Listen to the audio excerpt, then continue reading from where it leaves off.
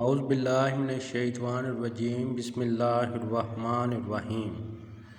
کتنے فاصلے پر نمازی کے سامنے سے گزر سکتے ہیں؟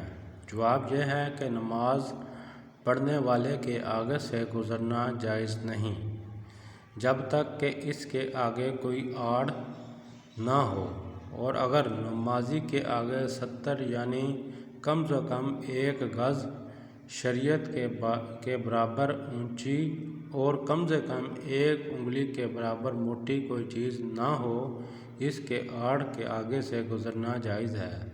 17 یعنی نمازی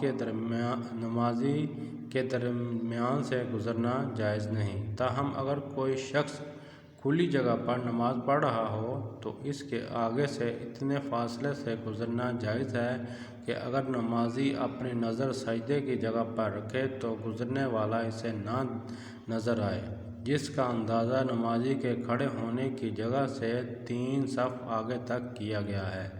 یہ اندازہ کھلے میدان یا بڑی جگہ کے بارے میں ہے، چھوٹی مسجد یا محدود جگہ کے لیے نہیں، لہٰذا چھوٹی مسجد یا محدود جگہ پر اتنے فاصلے سے بھی گزرنا درست نہیں، بلکہ نمازی کے نماز ختم ہونے کا انتظار کیا جائے۔ اس کے لیے نمازی کے آگے سے گزرنا حدیث میں شدید غصے